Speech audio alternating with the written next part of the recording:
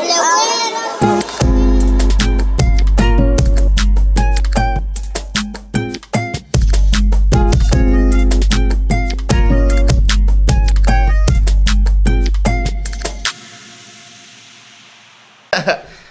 up, Border Kids? It's me again, Daniel Cuadras, for another episode from El Border Kid. This is actually the second episode we're doing in English. Nice. So, really grateful for Carlos Beltran, who actually gave me the number through Envision Music Agency here in San Diego with Rebecca. Shout out to her. Thank you so much for this opportunity. We're actually here, as you see, we're not in my studio or Caesar's studio. We're actually in another studio, thanks to Rebecca again. And yeah, we're ready to go. Today's guest is a really interesting fella. You know, I didn't know about him until, I started to look more into his Instagram, Spotify, through some of his reels, which are very, very inspiring and just very real and authentic. And I really like his new music, actually, that just came out. I believe it was November 18th. And it's really a heartfelt lyric within the song, and it really touched me for sure. He's actually a San Diego native, so we could say he's a border kid for sure. Definitely. He's into rock, pop, and R&B. He's an artist and a singer and a songwriter. Ladies and gentlemen, we got Marc Oliver. How's it going, man? It's going well. It's going really well. Thank you. Yeah? Yeah. It's a good place to be from. Yeah. Native San Diego. Yeah, and actually brought a little wine, a little treat from my Baja. guests. Yeah, cheers. Cheers to that. Absolutely. I normally like to bring a little whatever my guest drinks, so we can actually get into a cool conversation, just more comfortable. Well, I like the Baja wine. I obviously jump over the border back and forth consistently, either surfing or go down to Valle de Guadalupe for that's awesome wine, and or just go get some tacos. That's what's up. Whatever I need. But actually, this wine is from Santo Tomas, which is really well-known winery down there. And yeah, man, let's start this episode, man. So, actually, I did hear it coming all the way from the border, listening to Castaway again and again, and I really dig that song. That's your newest single, right? Newest single, yeah. Castaway came out November 18th. November 18th. Nice. It came out through all platforms. Through all platforms, yeah.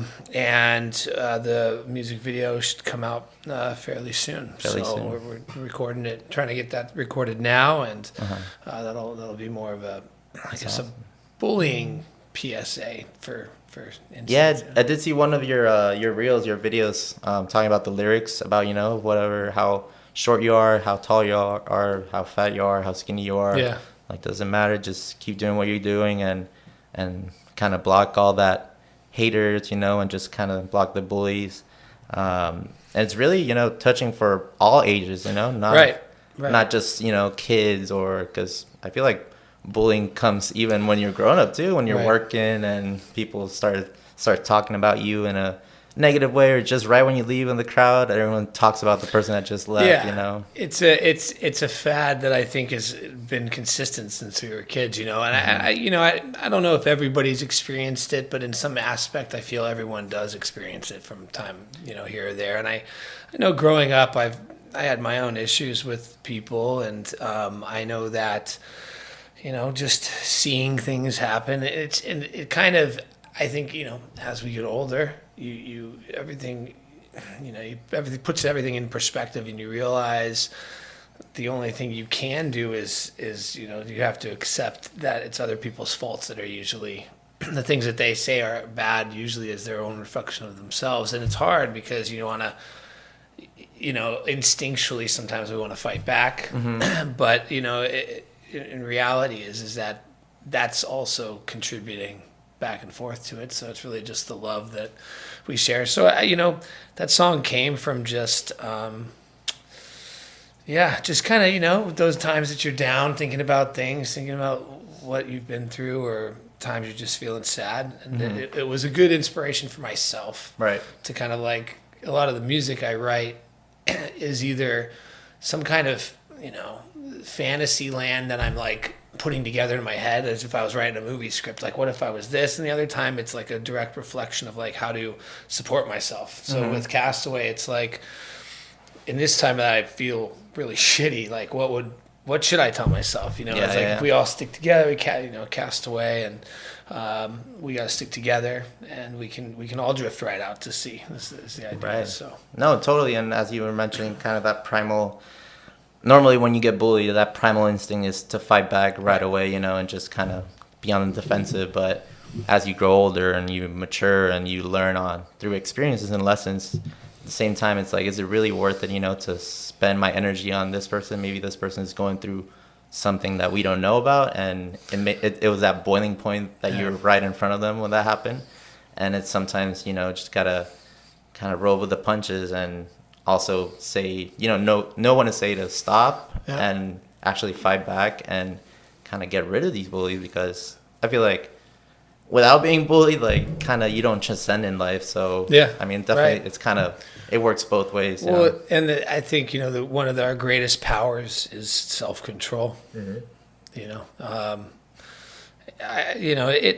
doesn't mean that we all have to be bullied to know these things. We all witness things on the other side. But I think that that song was just a good release. It was really nice to just kind of write something. And I have a lot of stuff, a lot of the future music. So I put out Outlaw, then I put out Woman, and those were songs that were not as self-reflective, and very much, like I said, more fantasy, like thinking about, an outlaw, if I was an outlaw in the Western, like, what would this be like? And if I was, and then with Woman, it was like, what would happen in this kind of seductive, twisted relationships?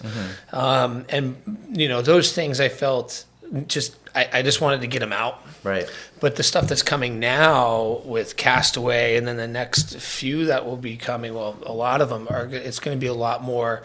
It won't sound like Castaway, but they're going to be a lot more about a lot more self-reflection songs. Okay. About things that I write almost for myself, for motivation. Yeah, that's awesome. That's awesome. Yeah. And it will be like the same within the same like subgenre when it comes kind to rock? of, yeah. I think everything I do has a little slight difference. If you've heard from Outlaw to Woman to now Castaway, I mean, I've been writing since I was a kid, and I've written and been in the studios with lots of people, from straight hip hop to straight pop. I've written a couple country tunes that I never thought were, but now listening to them, like, wow, all right. And I think it's everything that's coming out has just a little bit of a flavor. I didn't release my own music for multiple years while I was writing a lot of music for other artists and this, that, and the other, but I didn't release my own stuff because I was almost held myself back, because people are like, well, what's your genre? And I'm like, well, I was just in the studio with Peter Guns writing a hip hop track, and I just did a bunch of songs with the guys from the Roots. But then I just made a piano ballad. That's this, and it's almost and I think that you gotta. I would self-sabotage myself through music, because I could write something for a lot of people. I could write something for you, write something if you're an artist or whatever. We want to go this way, and I can put it down and write that out. But when I write my own stuff, it just spans the globe, from being either really funky or kind of like rock or pop or this, and it just kind of flies all over. So, long answer to your question, but I think the stuff coming out will be. It's always going to have a variety, and I also think that. Growing up, we listened to a lot of music, right? Like, you watched Madonna, you watched all of these older artists. Every season, every year, their albums would change, right? When someone started sounding like this, genre wasn't a thing back then. Yes, they did different things. I mean, Aerosmith was Aerosmith, but then remember the first cross-bodied genre was Aerosmith With and Run Run DMC, DMC, yeah. and kicking down the wall with his Adidas on. And so it's like, things just changed every single year. And you have like Guns N' Roses, and then November Rain came out. Yeah. And it's like this Actually, 9-minute ballad, I actually listened to that Rick Rubin podcast with Joe Rogan, talking about that, like how that intertwine into different genres and things that maybe before the people were being more square about being in a genre, and you can't really like jump into another one because that's never happened. But that's before. how it was. But it was always before that. Yeah. It was everybody just played music, Right. and you'd see every year outfits would change and the songs were different. And you kind of even look at T Swift, like Taylor, like she's done it. She started as a country artist, Right. became really pop, and it even turned into she got some hip hop background, backbone to some of the tracks she did years ago, and now it's kind of going back towards pop, and you never know where it goes, but. For me, it was, you get sucked into the atmosphere of this industry, and you start overthinking, like, I'm not sounding like this. And the reality is I think what people mostly attach themselves to is just how real something is. So it doesn't have to sound like something, but if they can connect with it, then that's what it is, man. And that's really like inspiring too. Like looking through your videos, how like you mentioned that you just got to keep on moving. You got to keep on working. You got to keep on uploading stuff. You got to keep on, just because if you stay at one place, like it's either you or like no one else is going to make you move. You got to keep on, rolling that ball, because like, and that's really my role too, that you open up to different genres where it comes to, I can work with, this piano or this guitar or this little, 20-second verse into something I've never worked through before. But hey, like that's how that evolution happens. Right. It's a natural evolution to what we do. And if we don't grow, or if we can't learn how to continually grow just by trusting ourselves, then nothing changes. Right. And that's not normal for us, right? Things, you wake up every day, you feel a little different. Exactly. Like our ebb and flow of life is very much based off of our moods. What's happening? Traffic, no traffic. Sun, no sun. These kinds of things. And so, there shouldn't be a difference in how we, perceive our creative side with any of it. Definitely. And speaking about moods, like when you start, for example, Outlaw, Woman, Castaway, I'm pretty sure that you have other songs that you've been working on through many months or probably years. How do you normally like get inspired to start a song? Do you basically, is there like seasons where you start to work, or is it just based on a, experience? You're like, all right, I'm going to start writing. No, I think music is always just in my head. Like everything I do, I'm humming something, I'm thinking something, and really I just I get spurts of inspiration through a moment. Like walking down the street, someone smiled and waved to me and I didn't even know, and something, I'm not particularly that, but just in some kind of like ebb and flow of emotion with life. I've always trained myself, and I want to say train, and it started as practicing, and it became more of a habit that, like, when I've been studying piano since I was 3 years old. So I had to practice every day and practice, then guitar, and then playing bass, playing drums, this, that, and the other. And so it became more of a habit of me to just have to sit down and play these instruments every day. It's just me practicing because that's what I do for a living, but it also is me exploring, because no matter how many, it's only 6 strings on a guitar, but I mean, the world is endless. And so, I'm always bringing myself to that doorstep to kind of like just run through the songs I know. I practice the songs I know. I play the things I know every day.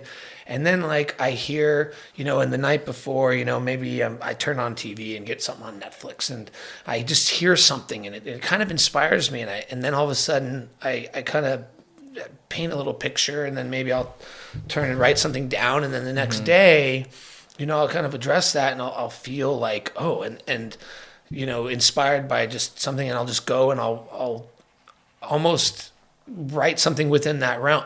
I'm not copying songs, just the emotion it gave me, and then it's like, let's go. And for Outlaw, it was an interesting thing. I mean, Outlaw was Ryan Leslie is a amazing artist. He's hip hop, R&B, also a huge producer and a pretty big time investor. But he did a video that years ago of him just producing this track by himself in his studio. And so Outlaw was like, you know, I'd been recording in my own studio and doing stuff, but it was very much like live performance, and I'd record this, record that, mix it all up. But then I was like, man, I'm gonna do it like him, and I created a drum loop and did this, and I just made the song in this kind of like day that just evolved, because it was like, I'm gonna try that, and it came out. Awesome. And then, you know, and then something like Woman, I was just it was, I think I was like drunk, 2 a.m, and just kind of pissed off about some stuff, about women's stuff, and and just wrote it all right then and there. I played all the instruments and just laid it down, and that was it. You know, and then Castaway on the other side, that song had evolved from a lot of it. I wrote it pretty plainly on the piano, and then it turned into with guitar, and then it went back to the piano, and then going through production with one of my best friends, Death Beach. He's done my cohort, been a cohort of mine for a long time. He kind of helped it evolve into what it is now. Got it. So it's everything kind of has a different transition to it, you know? No, totally. Yeah. As you're mentioning that sometimes it's in the middle of the night where, you know, that eureka moment comes in and you're like, I got to put it on paper. And then because normally, like, that's where opportunities come in, not only music, but just when it comes to being creative, you know, right? Just like, I have this idea in my head. I better write it down. I better put an audio message or an audio on my iPhone, or maybe just draw something that, because you're getting really inspired at the moment. Because if you don't, then that just idea floats over and just leaves. And then maybe in the next year or so, you see it that someone, you know, actually manifested it and created it. And you're like, I had that idea, you know, I should have done that, you know. And that's pretty cool that you actually really put it up to work. And now we're here talking about it, which is crazy. And that's pretty amazing, right? It was, it's something I learned early on in the music business with starting with, after signing up my first record deal and being in the studio with high production and you know, it was just things I picked up along the way of how to like really capture the essence of like, okay, well, you might be creative and you might write, but we also have to produce these things. We have to make songs that people listen to all the way through and are enjoyed, with lyric and melody and all those things. You have it all. But, you know, it took me years to really, I could write music since I was a kid, but to write a really good, well-written song, it takes years of practice and learning and all that stuff. So it's pretty cool. Yeah, and something else you mentioned, again, going through your Instagram, because I didn't really know you, you know, and sometimes Instagram is kind of your repertoire, your resume and stuff like that when it comes to everything. I did see that you're always learning, you know, and that's a really good thing that people should resonate to, because sometimes people get stuck and then just kind of see no purpose into, you know, living the next day and the next day, and they kind of get stuck in a vicious cycle, and then they're just kind of like not really happy, like, to live in the moment. So yeah, I mean, I've always done things, you know, I invest in myself. I financially invest in myself to move forward, meaning, you know, I am currently in 2 different mastermind classes that, you know, I dedicate a certain amount of time to. We meet once a week, and it's educational. It helps me learn different things and do these, you know, and also you know, keep each other accountable for a lot of things. But you know, in order to do those things, you have to spend money, and the only way to keep yourself growing in life is you kind of have to, like, it doesn't end. Like,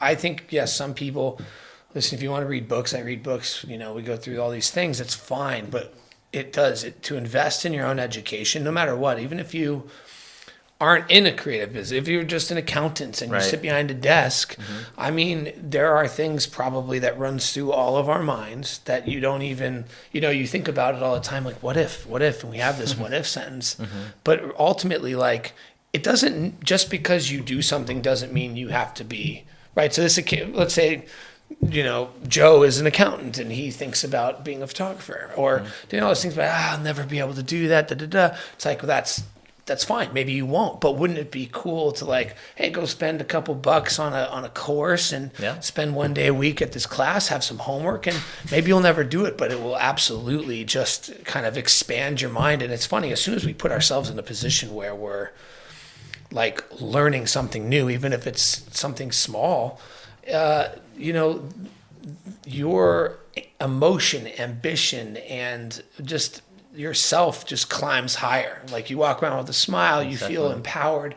You just, that feeling is when we were kids. Like we were unstoppable and invincible. Exactly. So, no, you're right. I think, and hasn't always been that way. I mean, for myself, I kind of always was doing those things, but never realized the most importance it was until I kind of stopped. And then, depression and these things set in, and it becomes, it takes a while to figure it out, but it becomes more apparent that you really just always have to push yourself beyond your limits. Definitely. No, yeah, it's really powerful the way you mentioned that too, because, I mean, at the end of the day, we're not perfect, and sometimes we got to take a break, and sometimes, when you feel it's the perfect time to jump back in, you're the only one that knows when to jump back in and not anyone else, because we tend to love to control other people, right? And just tell them what to do and when to do them and to stop doing this and stop doing that, but never really like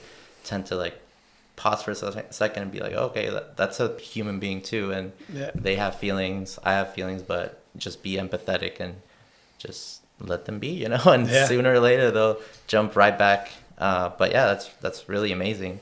And when you mentioned that you started to learn how to play piano at 3 years of age, did you come from parents that are into music, or were they just jump in the piano and start playing? No, well, so my mom played piano. My dad was a rock and roll drummer. And he sang and he played like harmonica and stuff. Awesome.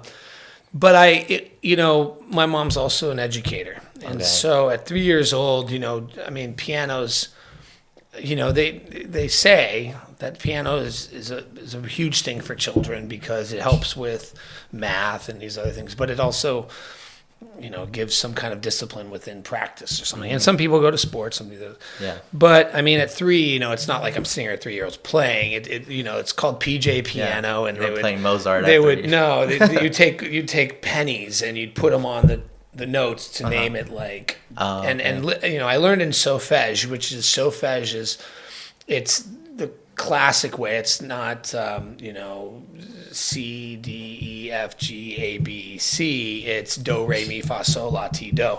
So I learned in solfege. I mean, I knew eventually you learn, what the letters are, but I learned in the classical way, but you're putting these pennies on there and you're just going through learning music. It just, and then I hated it. I mean, I was young, and my mom was like, an hour at the piano. Yeah, and you wanted to hang out and play with the kid, with the homie, like everyone's outside playing. Yeah, I know, dude. So, but it wasn't. Then I was like in high school, and I went to a party, and my buddy's like, hey, there's a piano there. My dad dropped me off there. I mean, it must have been like 15 or 14, 15. It's like, there's a piano, you should go play it. And we're kind of nerds a little bit. And I sat down at the piano, and within 20 seconds there was like 15 chicks around this thing.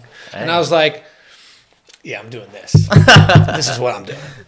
The eureka moments too. It just happened, when you're hanging out with the friends, and then that happened. That sparked up, maybe your more inspiration into making music, because you're like, hey, well, then I'm at home and I'm playing piano all the time. I was like, well, wait, what happened? I was like, no, this is good. I'm figuring it out. And I always wrote music. I always just heard things in my head because I'd practice and I just hear things. I just do my own thing. And then I kind of put 2 and 2 together and started writing some stuff. And it was cool. It's awesome, man. Yeah, it's all about, those moments that make you transcend and learn more things about you, and just seeing what truly you're passionate about too, because that's very, very important when it comes to all kinds of careers or all kinds of paths in life. Just as long as it makes you happy and you feel that you're giving it all, and at the same time people can resonate with what you're share into the world. Because Yeah. sometimes, you know, in music, I understand that artists, you know, when they share a piece of music, it's really intimate. And sometimes, you know, when it comes to the lyrics, it could also be very personal. Yeah. And I've heard like several like artists too,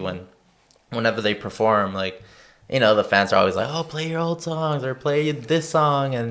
And for the artist, it's just like no, like not anymore, you know, that was in the past. Or it comes, you know, when it comes through different moods. But Yeah, no, I feel that. I also do resonate though with fans in those moments, because I do think that there is an evolution to us as artists, right? So there's songs that I literally picked up off of my phone. Like I was looking through emails and I found like 3 different tracks that I never remembered writing. And I found them, and I've been listening to those recordings for like the last week, like every day, because I'm infatuated with, you know, and we're talking like 2007. So the recordings are a little rougher, you know, just kind of their demo recordings, but it just, there was such this kind of beauty and inspiration to the raw version of these things. And and so I can, you know, with going with what fans are saying, like, hey, well, let me hear the old stuff. A lot of times, you know, I mean, as we go through this, you know, you write a bunch of stuff that is almost pretty raw. And it's very organic. It's very just a lot more you. And as time progresses over the years and years and years, as you write more, you get involved with other artists and other producers, and things become a little bit more produced, a little bit more put together. And although it does express the emotions you have now, what people attach them to, why we are all fans of the music that we love, is because there's a value in that to us. It's a moment in time that we don't usually get, right? So nothing in this world, not even sex at times. Sometimes people are thinking about other things. But the only moment that you are brought back to life in that moment, the only time you're paying attention to the moment is when you're listening to your song. Yeah. So you listen to a song on your headphones and you're walking down the street and you're feeling this like ebb and flow of emotion. Or the sun's out and you're feeling good, you're getting hyped up, or you're in your car, you're driving and you just broke up with your girl and you're listening to that song and you're listening to the lyric and you're crying. And you're right then and there. You're in the moment. And nothing else in life really does that. I mean, yes, when we have babies, you're right there, or things. But I mean, there's something about that. And I think people's connection to that emotion comes from, you know, the value that they feel for themselves, because it helps them connect to their own emotions. Right. And so I think, to your point, I think a lot of fans kind of thrive for that. So if they go see, I mean, Taylor Swift's doing the tour right now, that she's just playing the greatest hits. And it's like, it kind of does that for people, because it's like, okay, well, oh my gosh, at the nostalgia of I was in this moment in my life and I heard this song. But at the same time, they're hearing the song from their eye, where, you know, maybe the song 10 years ago was just recorded a little bit better or different than they feel now, you know. So, you know, that's a huge responsibility for all of us in some aspect as being creatives, because we create to bring something to the world, right? And the way that it's perceived is through other people. Exactly. Right. I mean, I love my music, but some people that listen to it, they love it. Some people hate it, but it's not really it's meant to find people that are inspired by it. And that's where it is. Exactly. So, I mean, yeah.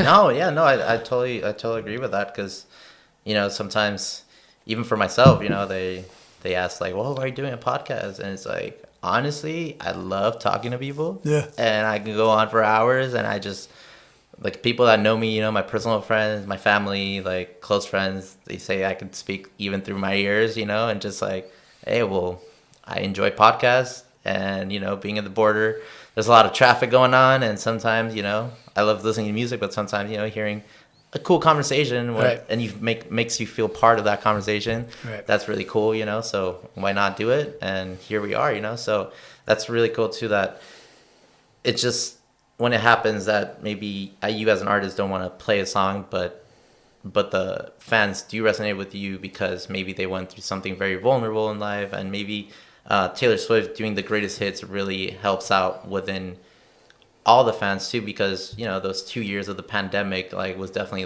like a blessing and a curse at the same time. But it just really like wasn't really that perfect moment to go out, you know, and listen to music and explore. And maybe those 2 years that they were listening to Taylor Swift, they want to, you know, listen to it in person and just like feel like that moment that they're feeling either very happy or very sad, but just actually be with that human being that they resonated with. So, I mean, that's the beauty of music, and I feel like, as you mentioned, there's nothing like it. Yeah, it's true. And so you can, I mean, just jumping like on the side of music, your old pictures through Instagram, surfing. Oh yeah, surfing. I feel like seeing through the videos, and you got some good movements there, just all the way to the nose on the surfboard, and just like chilling there, like you're just standing like if you were like on a wall, like I've been surfing my whole life, man. You know, I've surfed shortboards and long, so it's kind of interesting because 11 years ago I had a pretty severe accident, took me out pretty well. And then I while came you were back. surfing? No, but it. So I mean, I really only surfed shorter surfboards. But after this accident, I needed to rehabilitate, so I started surfing longboards just to paddle. Okay. And then so then I started like longboarding, and now I surf any board that the waves needed. It's fun. It's a peaceful place to be. It's just it's just you and the ocean, and it kind of is. You know, in some metaphorical way, you're just kind of harnessing what the earth is giving you, and you're just having fun with it. Yeah. On the other side, you know, the other I always thought about was when you look at a map, you see our you see the land. Yeah. And sometimes when I'd be having trouble, I'd get on my surfboard and I'd paddle into the water, and so now all of a sudden I'm not on that land. Like I'm in that big blue part. Yeah. I'm in the ocean. Kind of everything's left on the beach, and to surf my way through things, and then come back, and it's better. You know. It's kind of like a reset button for you. Yeah. Wash you clean of all your sins. No, it makes sense. You know. Yeah. Just wash everything out. You know, we're 80% made of water, so as much as people, you know, there's some people that hate the beach because it gets too sandy, or like.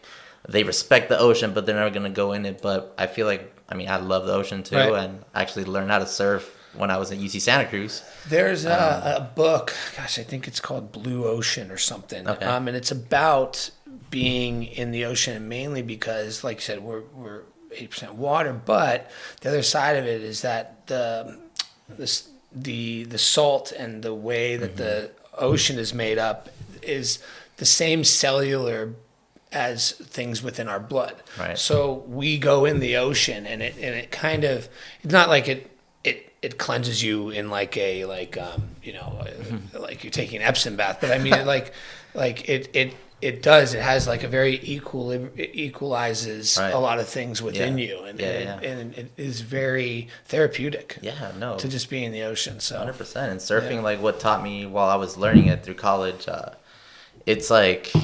Yeah. You can definitely compare it to life, because when you're trying to get to the back of the waves, like a lot of people don't know that whole process of that whole like challenging part of surfing, that you got to paddle out. Oh yeah. Like I didn't know that like life. Until I learned about it, like having perseverance to get to the back, and being patient, and you got to flip over and then go all the way back, and then from there you got to wait for the perfect wave, right? And then sometimes you think that's the perfect wave, and you tend to fall. But it's funny how everything in our lives really does mimic life itself, right? So like, oh man, I'm gonna go surf the best wave, but then I have to get in the water, and it could be freezing, and then waves will hit me on the head, and I have to duck dive out there, and I have to get out there, and I finally get out there. I've persevered through all this, and then I have to wait. Yeah. There's other people that surf, so now I can't necessarily catch the first wave. Now I have to be patient. Wait for your turn. I have to wait. And then you think, oh my gosh, this is gonna be perfect. Fuck yeah, I got this. And then you try to drop and you fall. Yeah. You're like, damn it! Now I got to go back out. I have to paddle back and do this all again. And it kind of is the very similar evolution to almost anything we try to do in life. Really, it just it's very simple to be able to express that, but we have the same conversation. Yeah. Earlier in the area, talking about just anything with life, you go through the process and get there, and no, it's good. Surfing's, it's taken me. I've gone on some cool surf trips, and I spent years just driving down to, Raúl's, which is past Puerto Nuevo. Okay.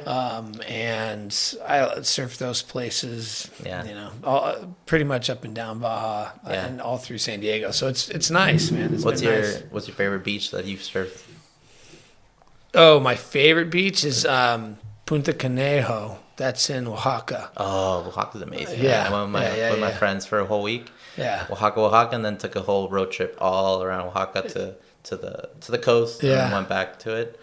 Yeah, it's Amazing good down place. there. In San Diego, I mean, anywhere that's good. Yeah, as long as you stand at that board and That's you right. get to have a good session for That's sure. right. Yeah, man, and I mean that's really cool that you do that. And when it comes to life lessons too, just being patient and not really like trying to step over other people's goals or whatever they're going through. Like just kind of sit still and your time will come, and just kind of like riding that wave. I also saw that too, that you're into boxing and just working out a lot. Was there like a turning point in your life where you're like, I'm gonna start working out, or has it always been like implemented into you like since you were little? I've always been athletic. So I've always surfed, and I've been practicing yoga for on and off for years and years and years. That's some picture, man. You still got that six pack, and Yeah. damn, bro. I mean, Oh, I'm like 30, man. and I got that little beer belly, but I'm training for a full marathon. So There you go. You got to do it. You got to do Yeah. whatever you can. Well, so I think when I was a kid, when I was younger, I was not. We go through our phases. I wasn't the best kid, and my dad got me a heavy bag, big boxing Nice. bag. Yeah.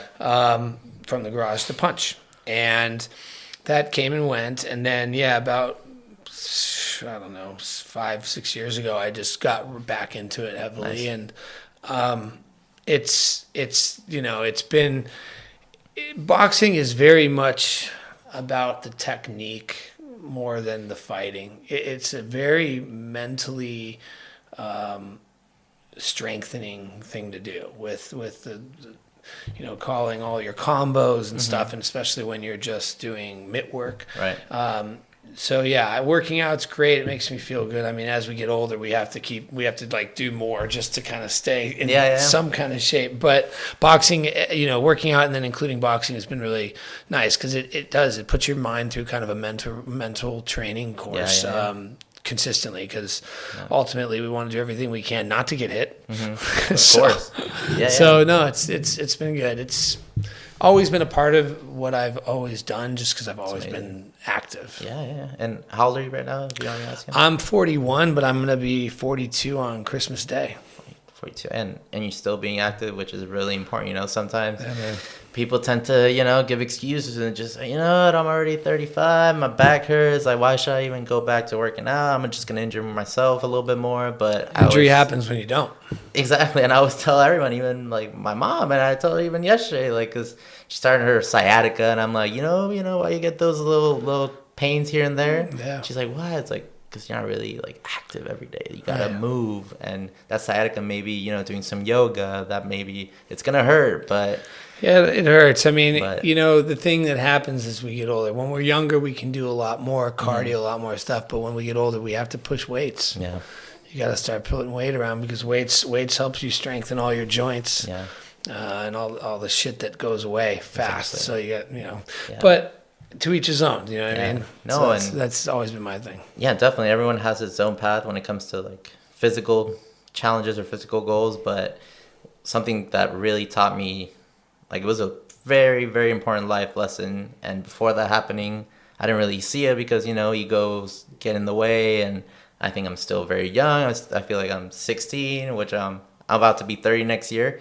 But I had an accident like 2 years ago where, my body, I came back from that injury and I started to see that, hey, you got to start listening to your body before, actually going full ham on your workouts or whatever you're doing. Yeah. That's how I mentioned, before the podcast, before we started the episode, I went through an accident when I was running a half marathon, San Diego half marathon. The night before, I ate some carne asada tacos, some chicken tacos, and got the runs in the morning, and I still thought, I worked out. I practiced for 2 months, and nothing's gonna happen to me. Drank a Pedialyte, ate my peanut butter and sandwich. I was like, I'm good to go. 40 minutes in, I wanted to make my PR, my personal record. It was a hot day, humid day. I had my Garmin and my heartbeat sensor, and my heartbeat was going 180 beats per minute. Nope, that's pretty much what I saw on the watch. But in my mind, I'm like, one way or another, that heartbeat's gonna go down, and I'm gonna be more calm. It never went down, and I went through the uphill through Washington Street by the airport, and that was like the 50-minute mark. And already 50 minutes running, like it already depletes your sugar, your muscle, your lactic acid, everything. And right when I got to the top, I was about to be like 190 beats per minute. Everyone's telling me, Danny, when did you stop, dude? Like, I was like, in my mind, I just want to keep on going. And literally right when it got flat, like my eyes went down, or like my vision got blurry.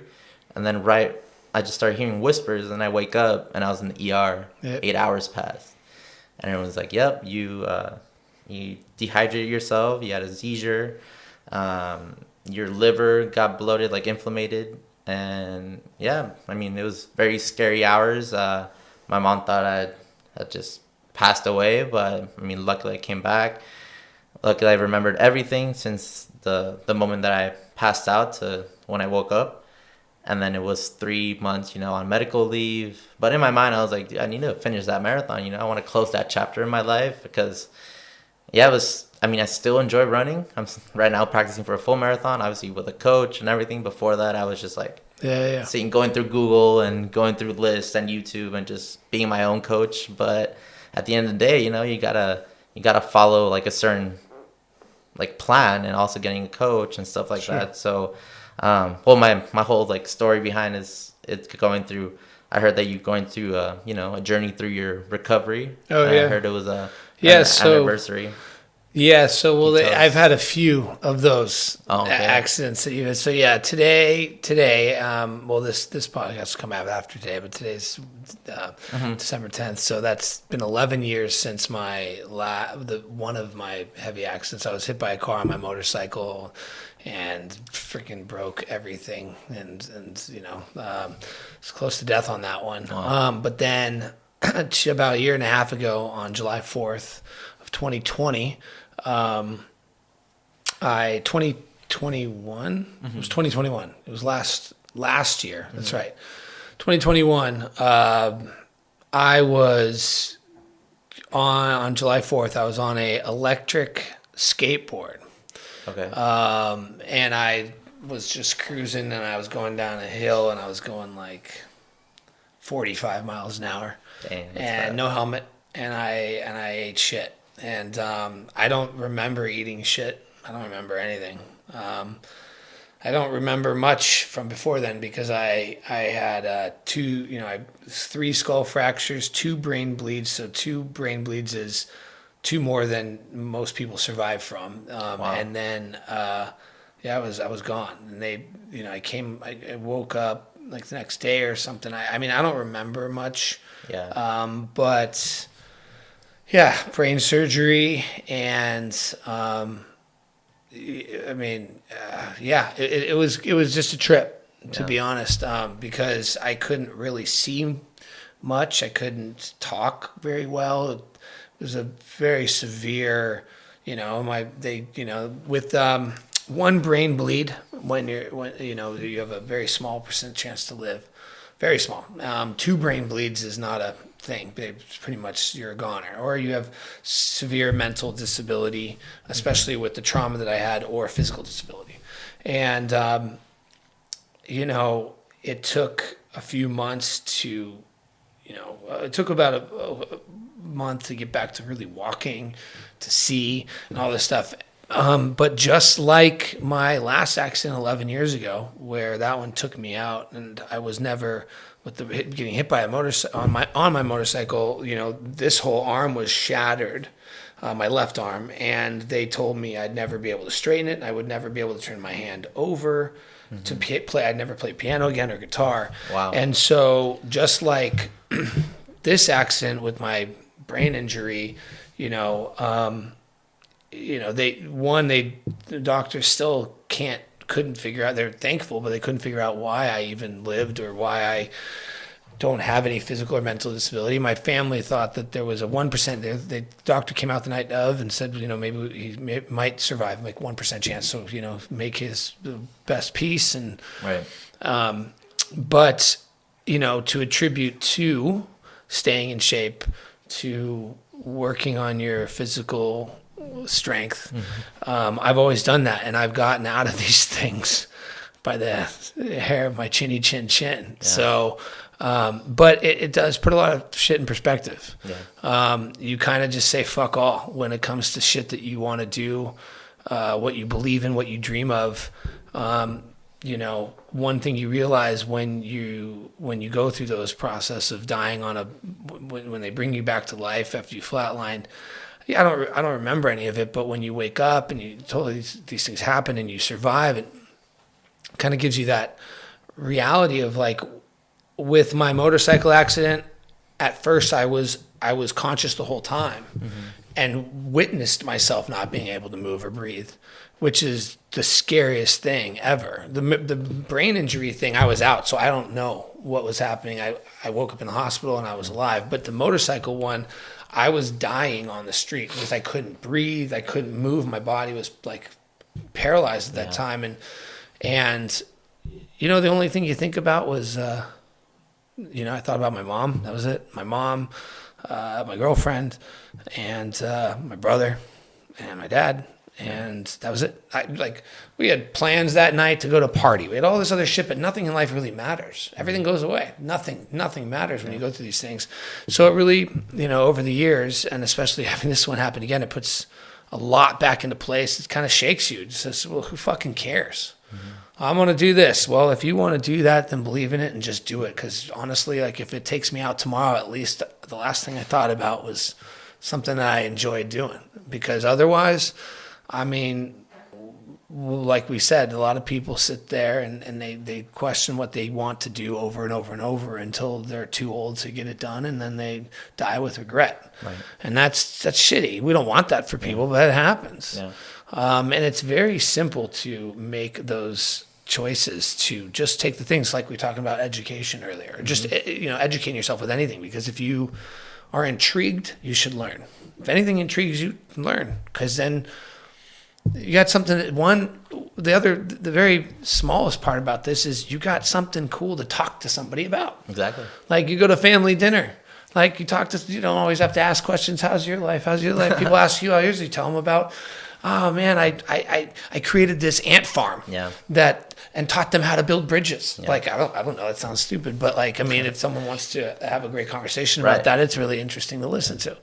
So, I mean, my going through accidents like that isn't for everyone. I've been lucky enough to come out nothing wrong. I did lose memory. Yeah. I have a lot of memory that I lost over the last however many years it is, but that is what it is. That was the thing that's what sacrificed from my body and my mind was some memory, which is important, but hey, if I can still ride a bike. Yeah. I mean, I feel like people listening to you and seeing you like would never imagine that you went through those two traumatic events. When it comes to like actually going through it, like right after it happened, like what was your process of recovering? Like, did you like process of recovery? Well, yeah. I mean, my process of recovering is like, fuck this. Okay. Yeah. I mean, it's kind of like I have had issues with every recovery. Mm-hmm. This recovery with the first recovery, it was like rebuilding this arm and being able to like have full mobility with having completely shattered. There's metal through here, metal through here, metal through here, metal through and like lung capacity stuff. And that was like oh hell no. Like you can tell me this and that's this, but this is really going to happen. And then with this one, it was a little bit more of it was something that was a little different because it wasn't anything physical except for I couldn't see That was the hardest thing. Like anything outside of 6 inches everything was Blurry. double. It Oh, was double. just double. Okay. Everything was double. It was Yeah. crazy. And then I couldn't really walk, and I looked up online like what to do to help build the muscles back in your eyes. And so I was doing these things over and over and thinking that if I just put a moment here and a moment there and working on these things, then like I can do anything. And so, the recovery is the hardest part is when it came to the physical stuff, the hardest part of the recovery was getting off of the pain meds. And my doctors were very open with me. Like, listen, you're going to be on these meds for months. You're going to be addicted, so we're going to step you down from these things. Yeah. And I hate pain meds. They suck to take. Yeah. And that was the hardest thing, was trying to get off them, because your body does these things naturally, like convulsing and dependent. Yeah. With the brain injury, I didn't have that as much, but it's really just like this. You have to build your will. You have to find a way to build your will, because a lot of times, and I have friends that, they get injured and then they spend their life bitching about their injury, it never getting totally better. And they used to be able to do this, now they can't. I used to do it, now I can't. I used to. And those are physical, they're mental excuses for things that we're way more powerful than I think we realize. I mean, people that climb Mount Everest aren't any different than us. They just train, and their willpower and their mindset tells them they can. And so they work hard at it and they can do it. And anyone can do that if that's where you're going. And so it's kind of a trip, because, some way to wrap this all into kind of how I feel about life is, that was like my, I know how to write music. I love instruments and everything, and song and music is a glue to kind of keep all civilization together, always has been. Yeah. And it's an inspiring thing. So if I had any way that I could contribute to the happiness or the emotional drive of anyone, it would be towards making music for people to listen to. And so, in some way, we all have to feel like we contribute to the world and something. And, so that's how I've found to do it. And other people can do anything, but really it's just, the sky's the limit, and no matter how old, you can do things when you're 70, 80 years old that you're just starting out.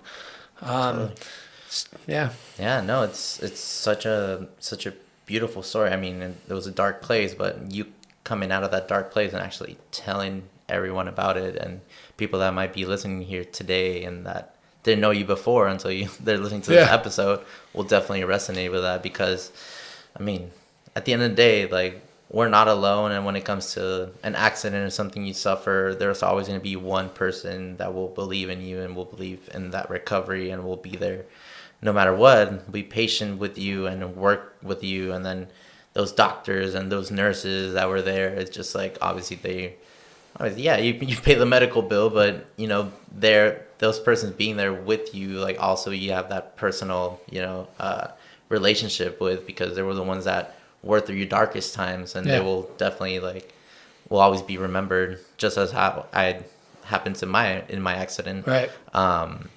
But that's really inspiring too, because right when my accident happened, with those 3 months that was out on medical leave, I didn't spend any money on gas. My liver was a little bit damaged, so I wasn't drinking alcohol, and alcohol is pretty pricey, and gas is pretty pricey. Saved a bunch of money. Bought all these equipment. Nice. Started your podcast. And I started my podcast. So man, I need to write the song for the accident. I still haven't done that yet. Part of it hasn't faced some reality. Sometimes we do hide from a little reality. I have not written the song about going through that, but and similar. Need to. Sorry to your story, playing the piano when you were in high school, and you got the girls all around you, and it was just like pretty cool moment. I made this podcast, just to do something like creative out of this catastrophic event that happened to me. And right when I came out with like the first 5 episodes, I was in an event with one of my homies who does events in Tijuana. It's called Green Gods. It's like electronic music, and they do like pop-up shops with like artists that do like tapestry, shirts, spin prints, and all that. I met this girl and actually started dating her, and then slowly but surely she became my girlfriend. And like maybe like a month into like meeting or like knowing her, she told me that the first time she saw me was through the podcast. Oh, hey, all right. And I always tell all the There you homies, go. I'm like, I did that, and it was like, dude, that sounds like a movie, like sounds like a love Yeah, story, it's good. like, but it's just like based on creativity, like Right. you actually like surround yourself through People individuals you that want are to be around. interested in you, which is pretty amazing, and Yeah. I could definitely like empathize or understand you right when you played the piano and you saw people around you that definitely Yeah. like admired you. It was just like that feeling was like, wow, like, Yeah, and I definitely make it a little more superficial with the saying the girls crowd around. I was all into it. The impact was honestly, it wasn't really even that. It was just the fact that people were around the piano and they were like bobbing their head and they're into it. Yeah. And there was this moment where what I was doing was contributing to someone else's happiness, and that made me feel. It made me feel good. It made me feel powerful in a way that like I had something to give. yeah. What instruments do you play? The piano, I guitar, play the piano, ukulele, guitar, ukulele, drums, wow. harmonica. Wow. So basically, you can make your own band Yeah, by yourself yeah. if you play everything. And Some of the music you've Mix heard, it I together. played all the music on there. that's Woman, amazing. I played everything on there. That's as great. well, yeah. That's amazing. I don't know, the power of music and just the power of technology to record everything and put everything together Yeah. as a building block. Well, and for me, it's more of a frustration driven cause, and what I mean by that is when I started really playing, it's like I was young and I was like, I hear this. I need a guitar when I was a kid, and I'm like, okay, I need to learn how to play guitar. So I'd like learn how to play guitar, and Right. then it's like I would, I hear a ukulele, or I hear, oh, I need bass. I need a bass line. I'm like, fuck, what I hear in my head, like I hear this. How do I do this? I don't want to go to someone and ask them over and over. So Yeah. I like am forced. I feel this drum beat I hear in my head. So it became like I was so frustrated with the things I heard in my head because I could hear the music, but unless I was really practicing piano, I couldn't do everything I wanted. If I didn't learn guitar, I couldn't do the things I wanted. I'd be frustrated. And so a lot of things were driven out of like frustration, like out of these walls were built for me to be able to express myself. And so I had to knock down those walls just by learning these things so I could just get the crazy thoughts out of my head. Exactly. No, and it's admirable that you channel those emotions through the power of music and creation. Where it comes to, several individuals or majority of people, when they tend to react by emotion, they either, punch a wall or get aggressive or... we've all been but there at it's all- times, yeah. but, It's- we start finding our ways. Exactly. And One way or I mean, another. for people that might be listening or watching, that could definitely be very inspirational. Be like, hey, Yeah. like 5 years ago, this person told me that I had a great voice, but I never really like practiced on, and I only sing in the shower. Or this person told me that, or I used to play the piano and I just kind of like left it there in the corner. But Yeah. And I mean, we are our own worst inspirers sometimes. We get too afraid of going into that. And the better part of these things is what I also figured out is once you get a little inspiration to, oh man, I should do this, I should do this. Don't talk to anyone about it. Just do it. Because even your best friend in the entire world, you might be like, hey, I was thinking about doing this. I don't care who they are. They might tell you that's a great idea. Yeah. But somewhere in that is going to be like, yeah, but do you ever think about, and the thing is that in some way, even though someone's super positive about things, there's always something that comes in that could, maybe not. The best thing to do, if you're ever inspired to learn something, do something, don't tell anyone about it. Yeah. Do it by yourself. Do it alone. Then, hey, look what I did. And then you show them. And they're like, whoa, what the fuck did you learn how to do this? You're like, I've just been into it, like, Yeah. you know what I mean? So like, I mean, I think that's a huge thing because that happens in a lot of things in our lives whether some people start businesses. I've started businesses here. I've done this. I've done that. And if I do share too much to some people, there's always the doubt. There's always the negativity, and you want to be around positive things, but we also have to remember that like in our lives, like we go to sleep with our eyes closed. It's just us. So, I mean, you have to be your own carrier for a lot of this shit. And sometimes it's better not to bounce everything off of somebody. You have to trust your instincts. It's a very hard thing to do. Yeah. Because a lot of us need to motivate ourselves by bouncing off someone. Like, just tell me it's good. You want to hear it, but in reality is like your first gut feeling. Yeah. If you knew it was good, do it. Don't tell anyone. So yeah. I mean that's hard. So I mean, I struggle with everything we talk about. We all struggle with. These are things we might say out loud, but we all have we're the same person when it comes to that shit. We have to face these things. Yeah, and as a soloist, I mean, I could see some people being like, oh, like what a selfish human being. Like, what doesn't he go in group with other people, or just like? But at the same time, as you were mentioning, like if you don't do it on your own without telling anyone, like once it comes out, like it makes that like explosion of like wow of ideas or creations, and people like really are intrigued about like what you did before actually telling them through the process. It's just within yourself, just trust the process, and then once it comes out, it's just, like just enjoy the ride. Just jumping into like the music business, when you started, I heard that you didn't have a record label that you're tied up with. Like it's all within yourself and just meeting people and connecting. And how was that journey in the beginning? Well, that journey was very simple, very easy. I started a band. Yeah. And we just fucking played every party, every show. Events. I went to the local surf shop and was like, they'd sponsor us, and then they'd throw events, and we just played. And then one of the guys in the band, his aunt's friend, somebody was in LA, and we kept getting our demo CDs to people. Yeah. What was the band called? And that was Off by One, yeah. And then we signed a deal, and then that's right up into LA.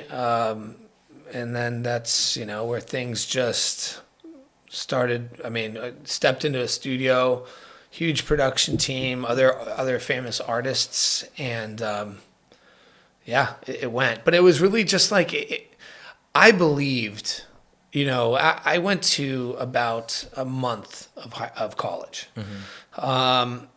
And I wrote in a month long in college. I wrote like half of my first album, like a lot of demo tracks. What were you studying or what were you mentioning? I don't know.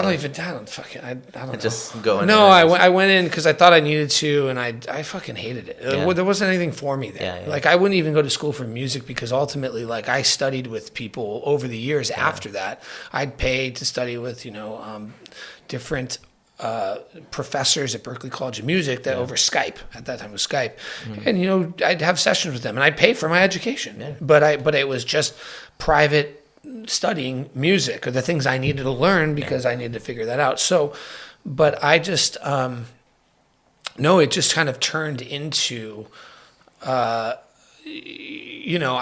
believed from the beginning, like I was already a rock star. Like I knew that I was all I envisioned myself was to stand on a stage in front of thousands of people playing my music and having them sing it back at me. And, within 2.5 years, that was, from starting the band and literally within 2.5 years, that was happening. And it was remarkable. It was complete, and at a young age, I'm 19, I'm 20, and it's like we are so clogged up by responsibility these days. We go, I want to do these things, like but I have to do this, I have to do that. The reality is at that age, and we still have it now, but it was just such an ambition of like, this is what I want. I love it. I feel good. I feel great. I feel better on stage than I do in a crowded room with the people. I can stand in front of thousands of people. But that feels good to me. Sing them songs, play music. The connection is there. I feel like inspired by them. They're inspired by me. It's an ebb and flow of that. Right. And so I just knew it was going to happen. And then everything just did evolve from there.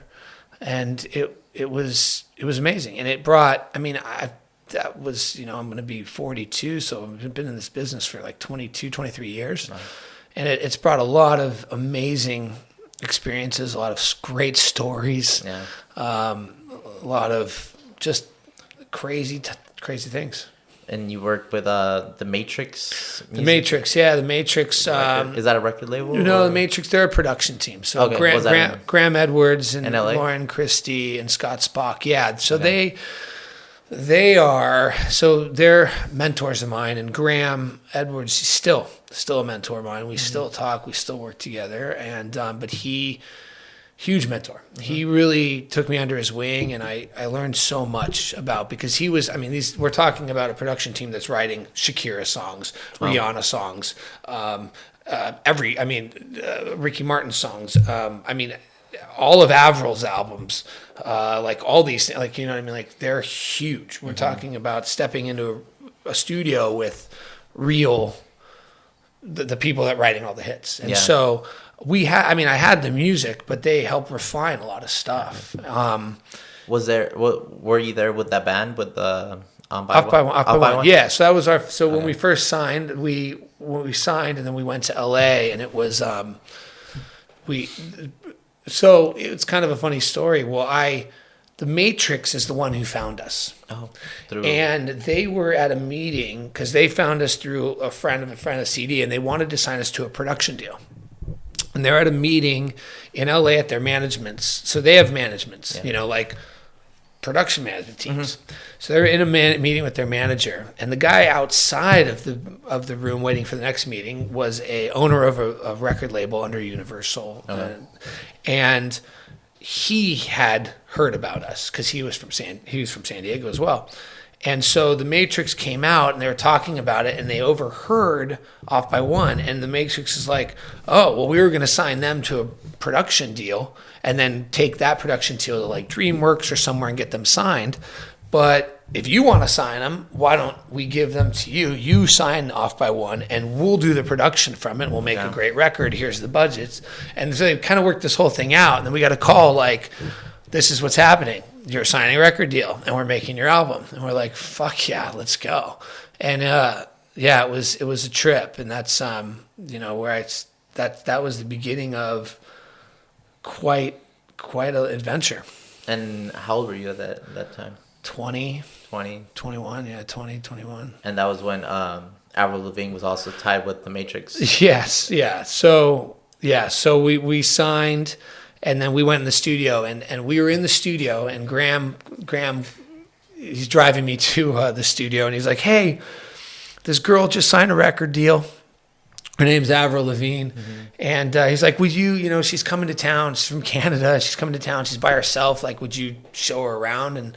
And he's like, just show her around and show her around. He's like, but don't hook up with her. I was like, okay. You brought the piano ready on the car? No, I mean, I used to skate. So I used to skate around LA quite a bit, and I was skating a bunch. And so anyways, Avril and I, we started hanging out, and I just took her around LA, and we'd skate around LA, and she could skate. So like, I'd skate. Did you teach her how to skate? I didn't teach her how to skate. No, okay. She could skate. And so we'd skate, and we were in the studio together. She was doing her album, and I was doing mine, and then the Skater Boy song came about, and it's so that's where I became the Skater Boy, and just kind of a trip, but it was just an evolution, man. Like, we had a good time around LA.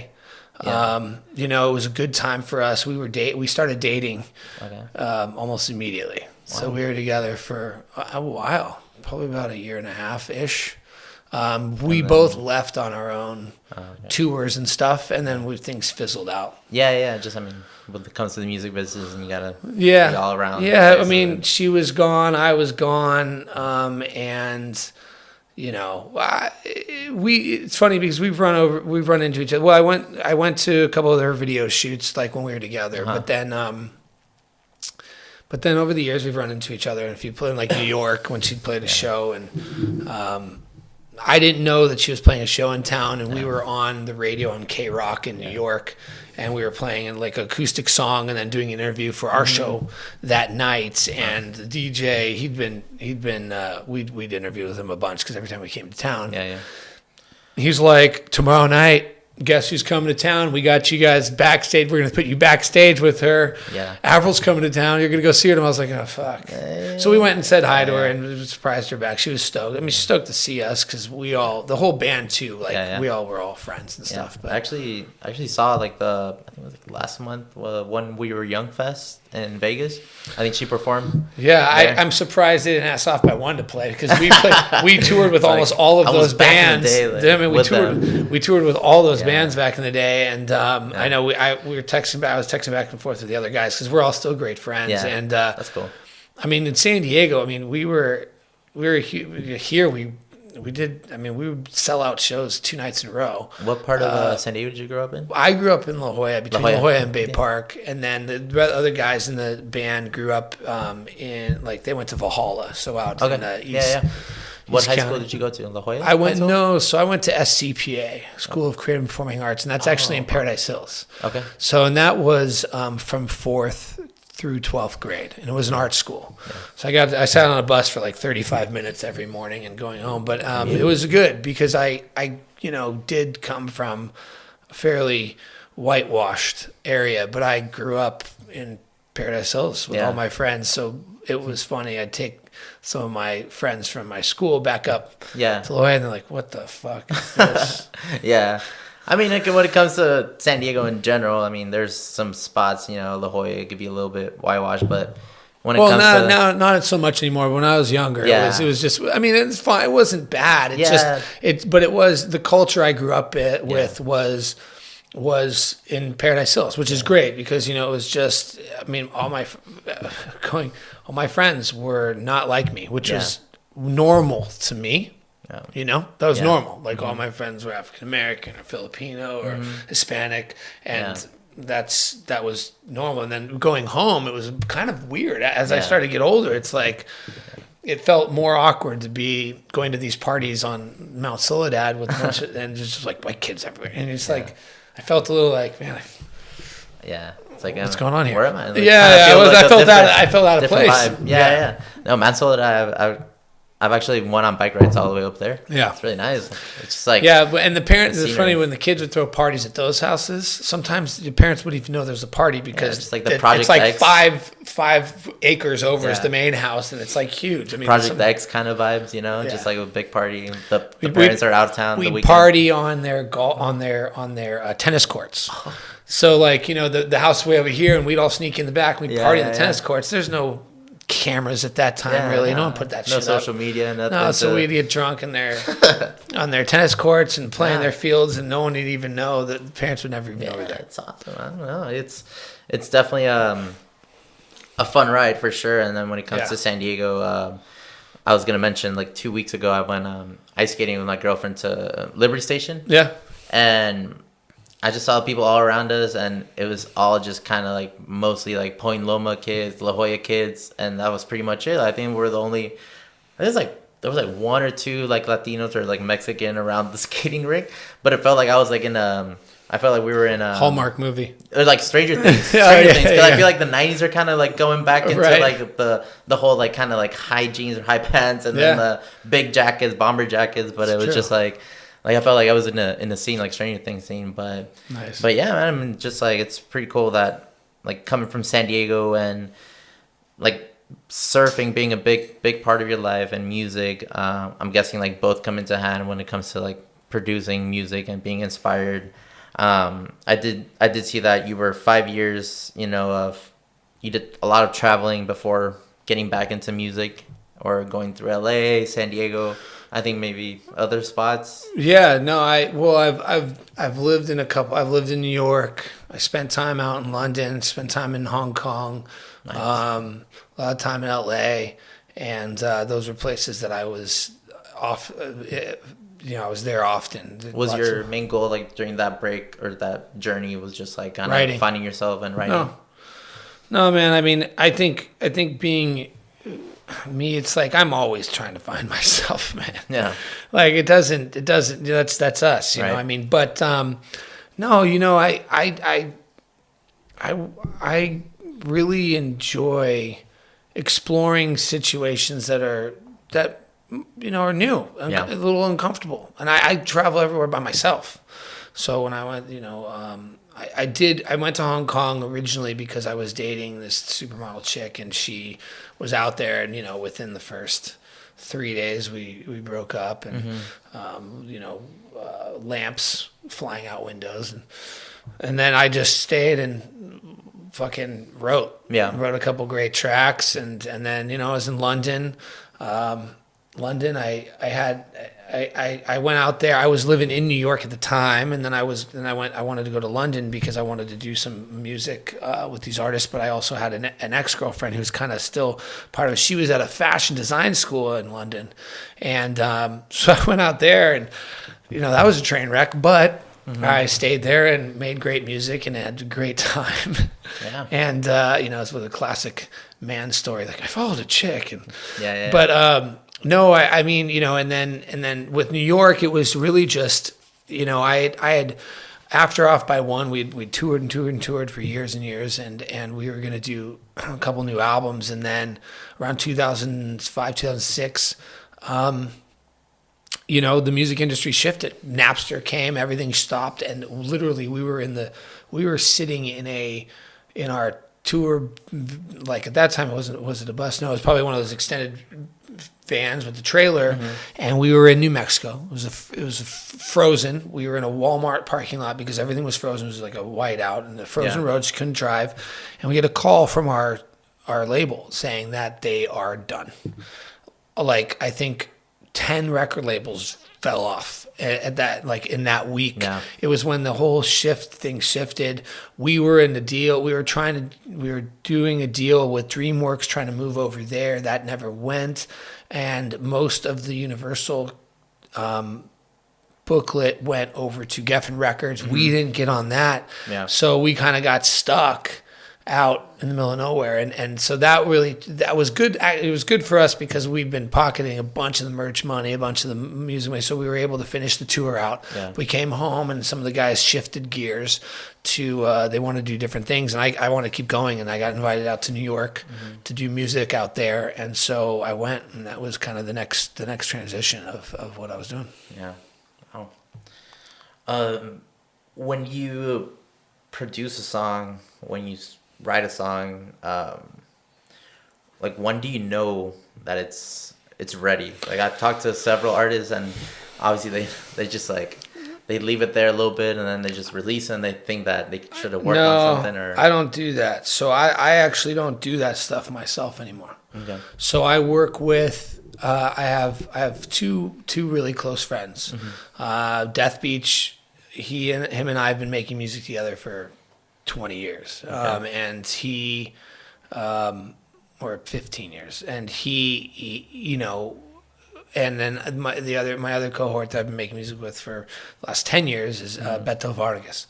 And so really, like, the way that I do it is I write the music. I write some stuff. I write the songs. I come up with just a line. I come up with the idea, and I will produce somewhat. I was producing some of it. I'd do some, I'd produce a lot, like, I'd produce it to a certain extent, but then I'd give it to them, and then I go in the studio with them. And with Death Beach, we usually do that together. So there's stuff that I've written, but then in the studio, he helps develop it with me, and then he takes it from there, and I just step out. And then it's like he finishes production on it, he mixes it, and then we get it mastered. And then he'll show me the mix, and I'm like, that sounds good. Wow. And, but there's another layer, there's another creative thought. There's another person who, has their input and also they oversee what should and shouldn't be there from an outside perspective. Same thing with Beto. Beto, I do stuff where I just write the song on guitar, and I have it, or on the piano, and I bring it to him, and I literally record it, and he just produces it. And then he's like, what do you think of this? I'm like, oh, I fucking love it.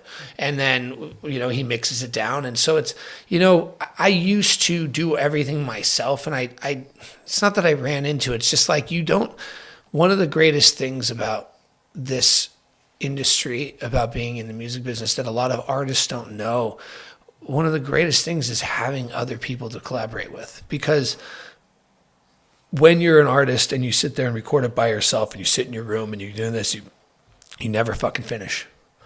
And probably the greatest things that I learned is I did my part. I wrote a song. I know that I wrote the lyrics. I have the melody down, and it goes to this music. And a lot of it, the music comes first, the melody comes, and I fill in with the lyrics that are feeling, and I have a bass line of a song. That's my piece. That's what I can do.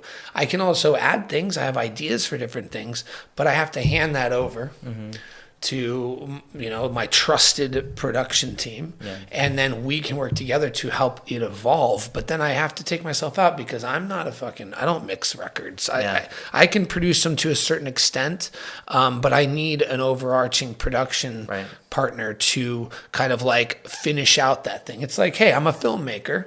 Right? I'm going to write a film and I'm going to direct it, but then I have to give it to the fucking editor and I don't get to sit there. He's going to edit the shit out of it and be accordance with what the script says or what the storyboard says. But like in filming, I might go film some extra. It's got to be there, right? The director's cut. Right. But the editor's got to do it. And it works like that because everybody has their place in this creative business. A lot of artists are always like, oh, I write it all. I produce, like, I'm the shit. And it's like, but things never kind of evolve the way that they should because you need that outside creative nature to help it really evolve to finish. Yeah. So for me, I take myself out of that. I do what I do. I hand it over, and then I do it. Yeah, no, definitely. There's a saying in Spanish, el zapatero a sus zapatos, meaning the shoemaker. The shoemaker to his shoes. Like you know that person knows what he's doing or what she's doing, and you know what you're doing, and that's your part. So you got to share it and then be a whole team. A collaborative thing that comes out as a great performance or a great song or a great album. So that's really, really inspiring, and that shows a lot. What's the word, that you are very empathetic of other people. You're not selfish. You like to work as a whole. Well, in every business, right? So we kind of, I think that a lot of creative natured projects, they, whether you're a musician or not, I think everyone is we have to be somewhat in a reasonable way self-absorbed with our creative nature, right? So we do have to evolve that into believing ourselves to be good at something. Yeah. On the other side of it, if you look at anything else that's successful from any business, like the guy who comes up with the idea isn't the guy down in the factory building the mold. The guy building the mold isn't the guy at the end of the line that's putting it together. Yeah. The guy that's putting it together isn't the guy that's throwing it in the plastic box. Yeah. The plastic box guy isn't there writing up the copy to put on top of it. Exactly. The copy getting written is written by somebody who's been oversought by another editor that's making sure things are good. Yeah. And then there's an overarching marketing thing. So it's like there's all these pieces to this puzzle. And it's funny because that was at first when I was younger, before I signed my deal, I was one of those artists. I was like, I write this music and this is what we got to do. And I'm like barking at my band. I mean, I wasn't a dick. We were all barking at each other. We were all like a band together, but it was like, I felt like, and then I watched how it evolved when I went into the studio with a real production team, like the heavy hitting writers, right? Writing hits that were on the radio right then and there. And how it really worked and like the pieces, like Graham is amazing with the sound and the melodies. And so there's three of them, right? So Graham Edwards, Lauren Christie, and Scott Spock. So Graham was he could play, he had the sound, he had the music, like in the hooks.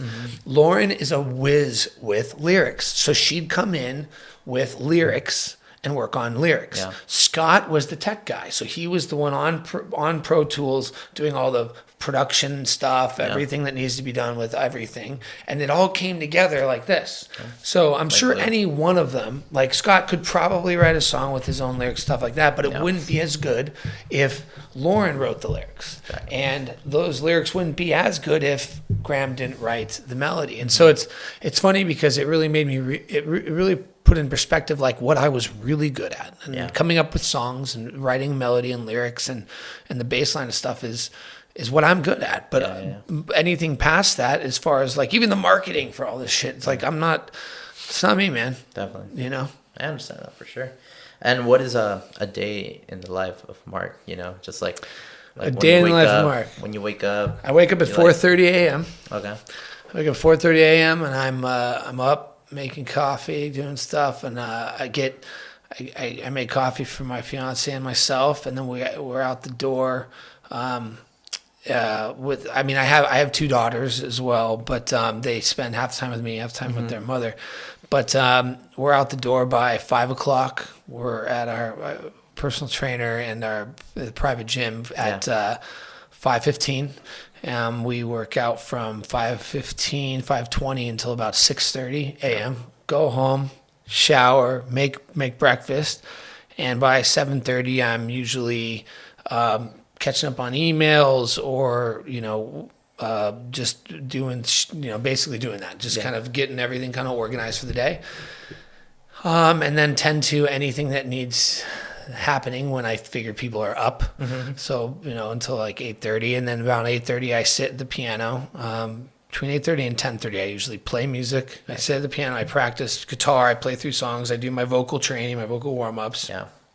And then I get right back into sometimes meetings or whatever I need to do, and then get right back into the day of the business. And it kind of evolves in everything. I mean, I'm a musician and I try to run this business as well as I can. I also am starting another company right now, and I also have another thing going too. So I try to manage multiple businesses while creating albums and, that was going to be my next question, like in the future, and I surf in there sometimes. Usually it's in the morning or in the afternoon or something like that. So Yeah, that was going to be my next question, any future projects or anything you're working on that you might share. And yeah, well, there's something, please, come follow me on Instagram and social media.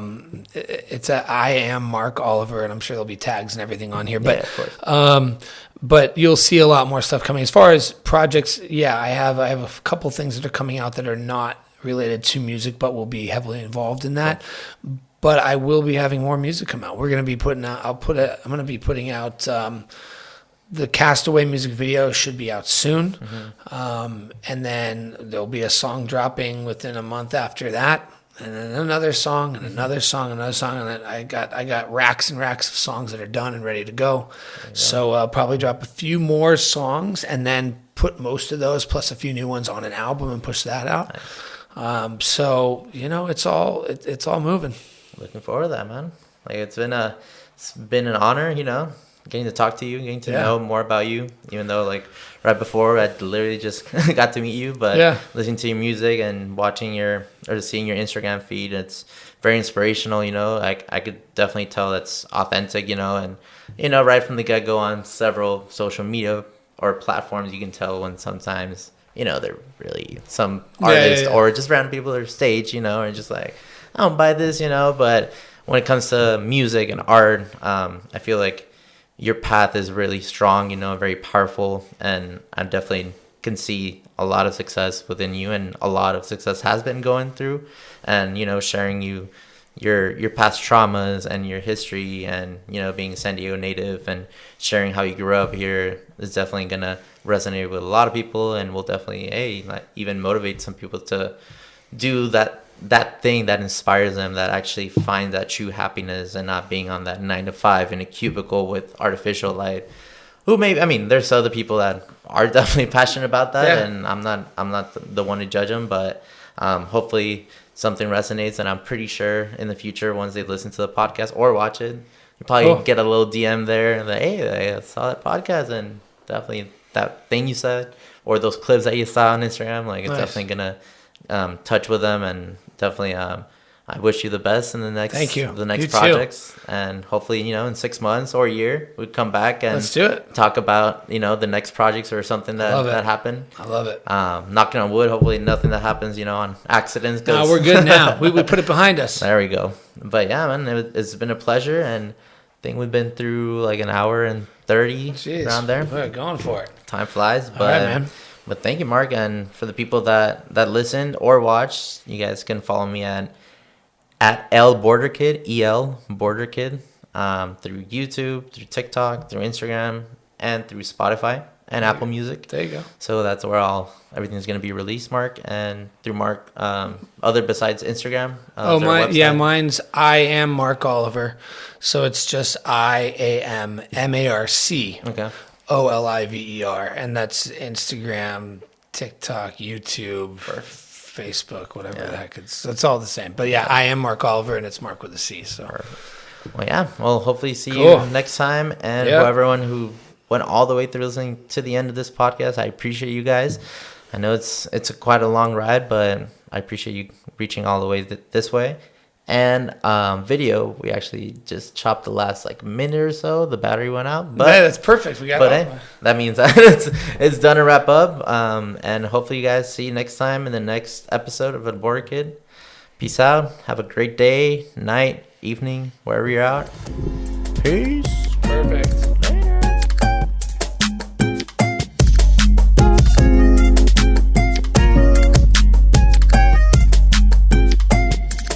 Podcast es presentado por Petna.